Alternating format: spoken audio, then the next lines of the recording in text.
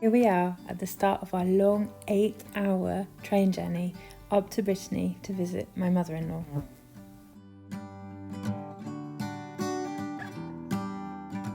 It took me absolutely ages to decide what knitting project I wanted to take, and I ended up taking two pairs of socks. This is the first one that I cast on a few days before with some lovely French wool, and I am so enjoying knitting it. It's been 2 years since we last did this trip by train. It's not easy with 2 children, or rather not easy for 2 children, but I think they did really, really well. And the grown-ups did too.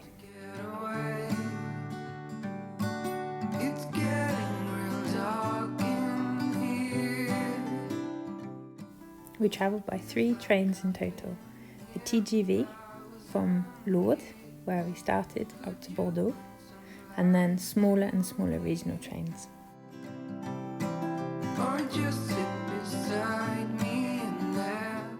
No surprises here, I'm knitting these DK weight socks with my favourite pattern, which has both instructions for fingering weight and DK weight socks. These are from the Church Mouse Yarns pattern. It's a day like this.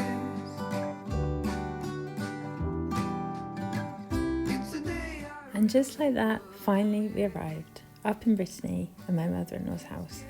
It was a really long, very positive day. We all enjoyed different aspects of it. Our picnic lunches, listening to audiobooks, knitting, and even the surprise right at the end of the day of our youngest one losing her first tooth.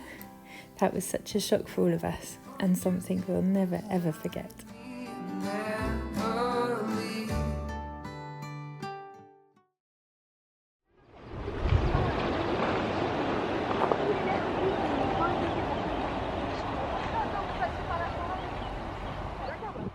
After yesterday's long and at times arduous journey cooped up in the train, we were so happy to find ourselves at the beach the next day. Walking through sand, making sandcastles, trying not to get too wet when we're paddling in the sea. It was all just perfect, and we're so happy to be here again.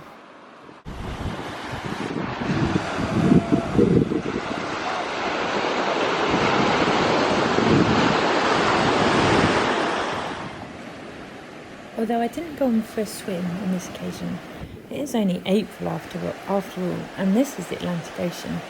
But I always love standing on the edge, my feet in the water, trying to dodge the waves as they try to get all my clothes wet. Such fun. The children though were in and out all day long, building sandcastles, lying in the waves. You can imagine they were very tired by the time we got home. Hi friends, welcome back to April Vlogs with me, Fran from Wool and Hearted. I haven't been able to share anything for the last few days because we've actually come on a trip from our home in the Pyrenees up to Brittany, which is western France, and this is where my husband grew up and this is where his mum still lives. And we left on Wednesday. It's now Saturday afternoon. And yeah, we've been here a few days now. We had my sister-in-law and her husband and their middle daughter arrive on Thursday evening. So it's been very busy since then, catching up and having lovely meals together. Yesterday we were able to drive to the sea, or rather the ocean, because here it's the Atlantic Ocean along the coastline, and we had a lovely afternoon at the beach, and the children were in and out of the sea even though it's absolutely freezing. And yeah, it's really nice to catch up with my husband's family, because the last time we saw his sister I think was 2 years ago, and it was here, I think, or it might have been in the Pyrenees. I think it was in the Pyrenees. Anyway, we haven't seen them for a while, and their niece haven't seen since for 7 years, so she's an adult now, she's growing up, she's got a permaculture project to begin as a market gardener. So that's really exciting to hear all about her plans.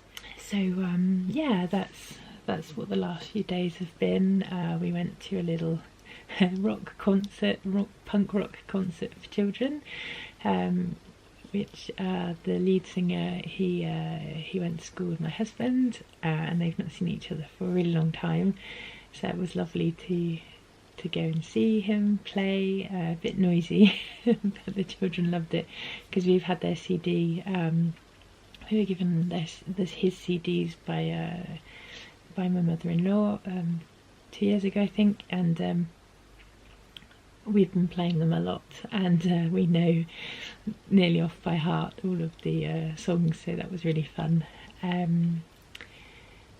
Yeah. We went to the beach yesterday. We have had we drove through the marshland. Here we're right by the Loire River, where it has its estuary and then goes out into the Atlantic Ocean. So there's a lot of marshland with beautiful birds, flowers. There are the salt pans further along to the west, which is where they traditionally harvest salt in the traditional manner by building salt pans that get filled with seawater at high tide, and then they skim the salt off to then sell. You have the kind of coarser greyish sea salt, and then there's a whiter one that gets milled. So the first type is very big crystals of salt. Then you get smaller ones, and then there is fleur de sel, which is like the absolute top layer, and it's really expensive because it's like the best part of it that you could get. If you're interested, I think one of my very early podcast episodes, if you go all the way back, I think maybe number 3 or number 4, it was originally a teddy bear kind of secret podcast where I'm talking about my 2 bears I'd made that were inspired by this landscape. And yeah, you can, I think, so I can remember there's footage of the salt pans, of sheep grazing, so like the salt marshes, so salt lamb as well, and some of the edible plants that you find there. So yeah, I really love coming here. Obviously it's lovely to see my mother-in-law, to catch up with family, and just to feel a kind of an anchor point. We don't really have one in the Pyrenees other than our history there that we've sort of written together, having met in the Pyrenees, and both of us having a love of nature, mountains, walking. I'm not really into climbing or mountaineering, but I can enjoy and appreciate what my husband does sometimes.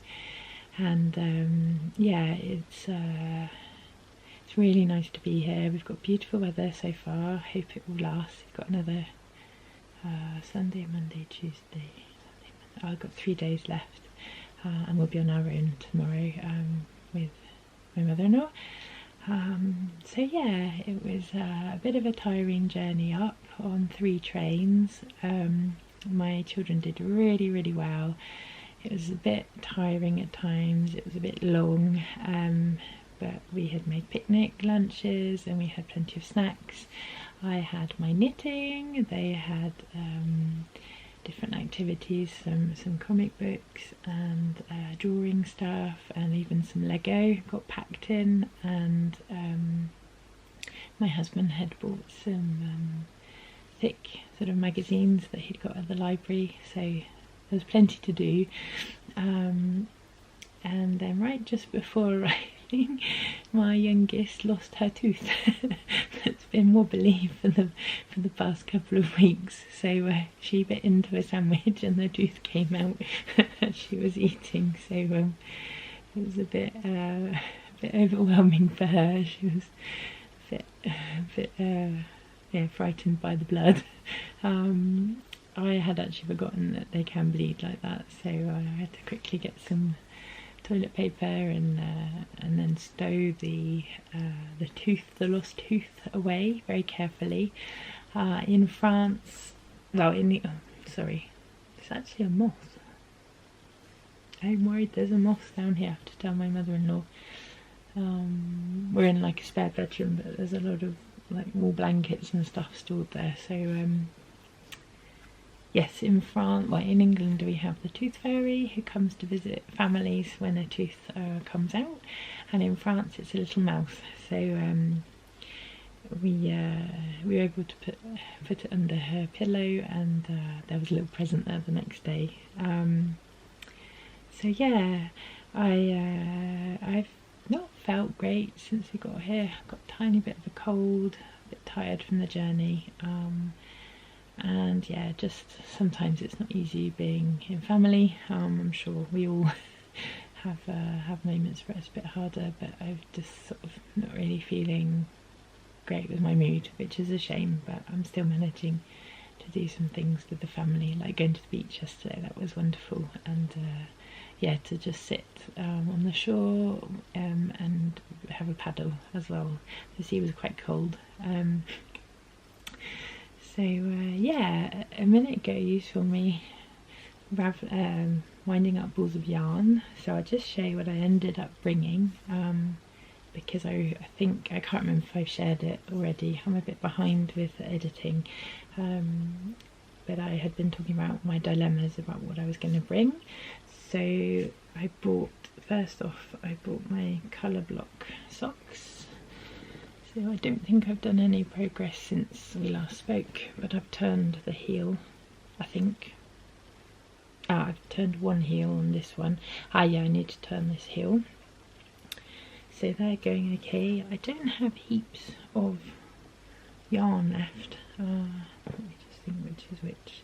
So that's the beige colour. Yeah, and this is what's left of the grey. Those are those socks. I haven't done anything on them because I've actually been concentrating on another cast on, which I can't remember. You would have maybe seen it in my little knit reportage at the start. Anyway, I'm knitting with these two yarns, both of which come from Brittany. So this is by the local wool producer Bouclen, and it's wool from the island of Wesson, which is very famous for its tiny sheep. But interestingly, now the sheep that actually live on the island, they're not tiny. They've been bred with other animals, other sheep breeds, and so they've become quite large, more meaty, and their wool is not really prioritised at all. So there's a mother and a daughter team who went and went over there, have set up a yarn business, and I can really recommend their yarn. It's lovely. I don't think they have this particular one anymore. This was undyed brown, so traditionally the sheep are dark brown, and the women would wear dark clothing, but I think now they do mixes with other sheep that are living in Brittany but not necessarily Breton rare breeds, and they do dyed yarn as well. When we lived there for 2 years, it was actually possible to buy yarn in the local farmer's shop. That was where I'd bought this yarn, and I bought quite a few mini skeins because they'd make these tiny little yarn cakes of like 5 grams, and it's just impossible to not want to buy them because they're so cute. The white, I can't quite remember what it is, but I know it's some French naturally white local breed. I just can't remember what it is. So I've been knitting a pair of socks. This is how far I've got. So I've made one heel and turn there in ribbing, 2x2 ribbing, knit 2, purl 2, and I've been doing stripes. I've been alternating the socks because I tried to knit a pair. I think this was 100 grams originally, and I tried to knit a pair of socks, the same, exact same as I had done for my husband. Again, if you look through my podcasts, in around January, maybe 22 or 3, there's one where it's knit a sock with me in a weekend, and it's using another skein of this one, and I tried to recreate that sock, and I just knew as soon as I got to the heel I knew I wouldn't have enough. It's a DK weight yarn, which is probably my favourite weight for sock knitting, to make like home socks. So anyway, I just thought, oh, let's combine the two together, but instead of doing like a classic striping, I thought, oh yeah, I was inspired by something I saw on Pinterest, and I thought, oh, I'm gonna do that myself. So I did make the cuffs a little bit long, the leg part, although on this one I don't think they're quite long enough, so I just enjoyed the random patterning, and yeah, it's just very addictive.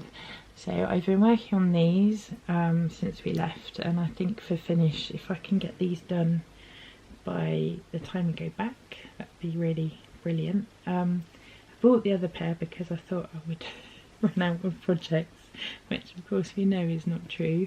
And I did just bring one other little mini yarn stash. I've brought Albert, the bear, with me.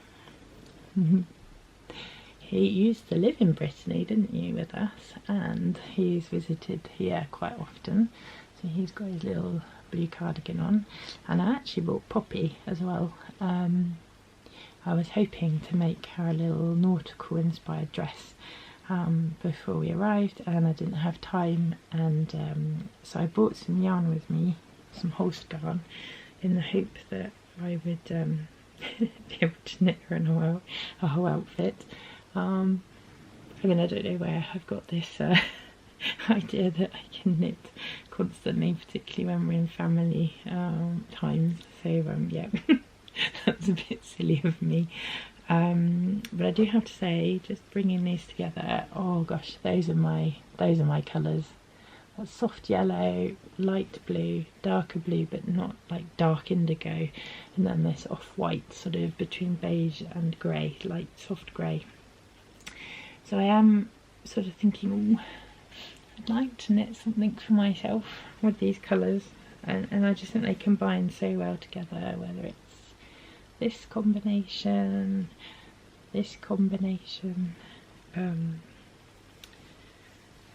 this combination. I just love them. So yeah, that's where I am. I'm enjoying being by the sea because although I love the mountains, at heart I am a sea coastal lover. I need my doses of vitamin C, and I could very happily live near the coast again one day. And it's funny, I was thinking about this the other day when we lived in the Pyrenees and I first started making bears 10 years ago this year, after having a long break, because I made bears as a teenager, and I really thought, oh, if I lived by the sea I would call these the barnacle bears. I was really inspired recently by the I don't know if you follow along Knit Folk podcast. Anyway, I'll put it down here. I really love her podcast, and she and another person had set up a make along, which was something like seaside fisherman core or style, or anyway, and it was so exciting because I love stripes, love Breton stripes. I love this is a lovely tunic that my mother-in-law gave me for my birthday a couple of years ago. I think we've talked recently about how my colours are very much blues. I mean, everything that's there, my favourite colours, blues, greys, soft yellow, and I was really inspired to join in with this make along, but I haven't managed to do that yet, but I'm quite happy just to do my own little make along, and I was particularly inspired with that for my bears, and I wanted to make a collection of coastal bears, seaside inspired, fisherman bears, pirate bears, and I am really interested in Ganseys, traditional Ganseys and Jersey knitting. I've got books on that at home, and yeah, I wanted to make a sailor tunic for a bear with a sailor collar, so I've got a pattern for that, and I've got the linen all at home ready. And I also wanted to, I've knitted a cable, quite complex cable jumper for one of my bigger bears size, and and I have a pattern book for Guernseys, gurneys, where it takes you through all the traditional methods, and it actually, and then has some patterns at the end, and the explanations, they actually have a pattern for a so it's knitted in worsted weight yarn for like a Gansey sampler. And oh, I hope I've not got lost a load. I was just talking about Ganseys, and yeah, in this pattern book it encourages you to do it gives you instructions of how to make a sampler, and I'd like to I would use small, I've actually got some Gansey style 5-ply yarn that came from Blacker Yarns that I bought many years ago in view to making some Gansey inspired socks, which are from a pattern book. Again, I'll show you when we're back home. Anyway, my idea was to use this yarn to make a bear-side Gansey, and I haven't got around to it yet, but May is coming on the 1st of May, but also the Magic 3 Mal is coming up, and I have some ideas for that, and I'm really determined to make one set for both my children.